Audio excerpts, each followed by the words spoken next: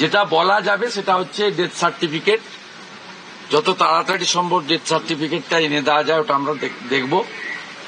এবং ভারত সরকার, জম্মু কাশ্মীর সরকার বা আমাদের রাজ্য সরকার তারা কিছু ফিনান্সিয়াল অ্যাসিস্ট্যান্স ডিক্লেয়ার করছে কিনা সেটা আমরা দেখব। করা উচিত, নিশ্চিতভাবে নরেন্দ্র মোদীজি আছেন, তিনি করবেন এই পরিবারগুলির জন্য। তার সাথে সাথে আমাদের পার্টেও কিছু করার থাকবে। যদি গভর্নমেন্ট কম্পেনসেশনের বাইরে আমাদের পার্টে পশ্চিমবাংলার সচেতন রাষ্ট্রবাদী বাঙালিদের পক্ষ থেকে আমাদেরও কিছু করার দরকার থাকে, সেটা as a leader of opposition এবং এই বাংলার একজন রাষ্ট্রবাদী নাগরিক হিসেবে আমি সেই উদ্যোগটা নেব, সেটা কথা দিয়েছি। উনার নিরাপত্তা, উনার বাচ্চার ভবিষ্যৎ, এই বিষয়ে অন্য অনেকে করছেন, এটা রাজনীতির বিষয় নয়। আমরা উনার যা যা রিকোয়ারমেন্ট উনি প্রয়োজন মনে করবেন আমরা সেটা করব। মাননীয় রুদ্রনীল ঘোষ এবং অগ্নিমিত্রা পাল সাউথ ক্যালকাটাতেই থাকেন, তারা নাম্বার শেয়ার করে নিয়েছেন, যে কোনো রকম প্রয়োজনে তারা হেল্প করবেন। শঙ্কুকে বিশেষ দায়িত্ব উনি এবং আমি দিয়েছি ডেথ সার্টিফিকেটটা কালেকশন করার জন্য এবং টিসিএস এর সঙ্গে কথা বলার জন্য। বাকি গভর্নমেন্ট, সেন্ট্রাল গভর্নমেন্ট এবং স্টেট গভর্নমেন্টগুলো কি করছে দেখে আমরা বাকিটা দেখব এবং মানডে প্রয়োজন হলে আবার ওনার সঙ্গে বসে কথা বলবো। আর উনিও যেহেতু আমাদের অপঘাতে মৃত্যু হলে 3 দিন পরে সনাতন হিন্দু সংস্কৃতি অনুযায়ী শ্রাদ্ধ শান্তি করতে হয়, মানে যেটুকু নিয়ম নিষ্ঠার মধ্যে, সেটা উনি বললেন যে আগামীকাল তিনি করার উদ্যোগ নিচ্ছেন। এই পর্যন্ত শুভেন্দুদা, যে কথা আপনি বললেন যে এই সনাতন হিন্দু বা কিছু, এবারের যে টেরর অ্যাটাক বলা হচ্ছে অন্যবারের চেয়ে আলাদা, কারণ জাতি খুঁজে খুঁজে ধর্ম। আপনি তামিলনাড়ু কি আপনি বাংলা জিজ্ঞেস করেন? আপনি ব্রাহ্মণ, ক্ষত্রিয় কি বৈশ্য জিজ্ঞেস করেন? আপনি শিডিউল কাস্ট কি শিডিউল ট্রাইব জিজ্ঞেস করেন? আপনি বাংলাতে কথা বলেন না তামিল কথা বলেন না হিন্দিতে কথা বলেন না উড়িয়াতে বলেন জিজ্ঞেস করেনি। একটাই জিজ্ঞেস করেছে, আপনি হিন্দু কিনা, আপনি কলমা জানেন কিনা। তাহলে বুঝে নিয়েছেন যে হিন্দু নিধন হয়েছে, এটা নিয়ে নতুন করে কিছু বলার নেই। গতকাল আমাদের বোন নিজে অন ক্যামেরা বলেছেন, আর তৃণমূল কাউন্সিলর অসীম বসুর উপস্থিতিতে সমীর গুহ স্ত্রীও তার অশ্রুসিক্ত নয়ন দিয়ে আমার কাছেই বলেছে, অসীম বসু উইটনেস, তৃণমূলের লোককেই সাক্ষী মানছে, বলেছে যে আমার স্বামীর হাতে ডোর ছিল, মানে হিন্দুরা যে তাগা বাঁধে ডোর, সেইটা থাকার জন্য মেরেছে এবং বলেছে তোরা মোদি বাবুর লোক। মানে মোদি বাবু কোন দলের নয়, দেশের প্রধানমন্ত্রী। তাই ভারতীয় এবং হিন্দু বলেই তাদের প্রাণ কেড়ে নেওয়া হয়েছে।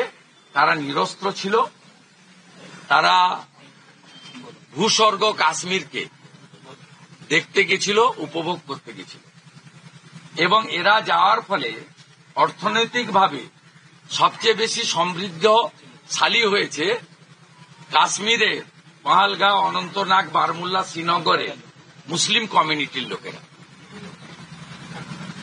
আমি পশ্চিমবাংলার ট্যুরিস্টদের অনুরোধ করব, হিন্দু ট্যুরিস্টদের ডেমোগ্রাফি দেখে ট্যুর প্ল্যান করার জন্য।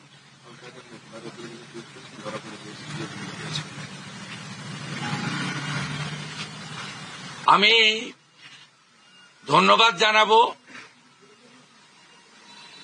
আমি অনুরোধ করব পশ্চিমবাংলার সমস্ত পশ্চিমবাংলার বাঙালিরা অত্যন্ত ছুটি পেলেই বাইরে যায়।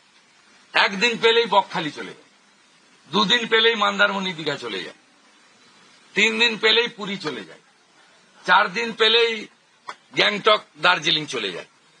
আমি বলবো ডেমোগ্রাফি দেখে দয়া করে যান, জীবনের অনেক মূল্য আছে। ডেমোগ্রাফি দেখে যেখানে হিন্দু সংখ্যা বেশি সেখানে যান। দয়া করে এই অনুরোধটা আমি করব। কারণ আই এম রিপ্রেজেন্টিং 2,33,27,000 পিপল। আপনাদের কাছে একটি গুরুত্বপূর্ণ খবর দিই। আমি 1 ঘন্টা আগে একটা এক্স স্যান্ডেলে দিয়েছিলাম, বারুইপুরে 2 কাশ্মীরি লুকিয়ে আছে। এক্ষুনি রুদ্রনীল ঘোষের মাধ্যমে খবর এলো, এসডিপিও বারুইপুর তাদের অ্যারেস্ট করেছে। তারা কাশ্মীরি এক্সট্রিমিস্ট বলছে, ইনিশিয়ালি আল কায়দা, ওটা বাকিটা ওরা বলবে। দেখুন, আমি আপনাদের ওয়াচ ডগের কাজ করছি। আমাকে ওই অ্যাপার্টমেন্টের লোকরাই ছবি তুলে পাঠিয়ে দিয়েছিল, হাই ফ্রিকোয়েন্সির ডিস্ক লাগিয়েছে রাতে পাকিস্তানের দিকে মুখ করে, এবং একজনের নাম আনসারি, ও টাকা ঢোকাতে এসেছিল এটিএম এ, সেখান থেকে আমি সোর্সে পেয়ে এক্স হ্যান্ডেলে দিয়েছি। আপনারা সবাই বারুইপুর রাস করে যান, আপনাদের অফিসের পারমিশন নিয়ে। কি বলছিলেন? মুখ্যমন্ত্রী একটা কথা বলছেন যে এই গোটা ঘটনার নিন্দা জানিয়ে বলছেন সেনার ভূমিকা নিয়ে প্রশ্ন তুলছেন, বলছেন ওখানে তো অনেক সেনা ছিল, তারপরেই গোটা ঘটনা হলো, ইন্টেলিজেন্স ফেলিয়ার, কেন এই ঘটনা হলো? হরগোবিন্দ দাস, চন্দন দাস খুন হলো কেন? নিশ্চিতভাবে সেনার ভূমিকা ছিল, সেনার ভূমিকা থাকা উচিত। নরেন্দ্র মোদীজি একটু আগেই তার বক্তব্যে সব বলেছেন। নিশ্চিতভাবে ভারত সরকার তদন্ত করবে, দায়িত্বে কেউ গাফিলতি থাকলে ভারত সরকার ব্যবস্থা নেবে। তার জন্য মোদীজির উপরে আস্থা রাখা যেতে পারে, কিন্তু কাঁচের ঘরে বসে মুখ্যমন্ত্রী মমতা ব্যানার্জি ঢিল মারছেন কেন? হরগোবিন্দ দাস, চন্দন দাস বাড়িতে ঢুকে জবাই করা তরবারি দিয়ে কাটলো কেন মাননীয় মুখ্যমন্ত্রী? আপনার পুলিশ শাটারের ভিতরে ঢুকে গেছিল কেন?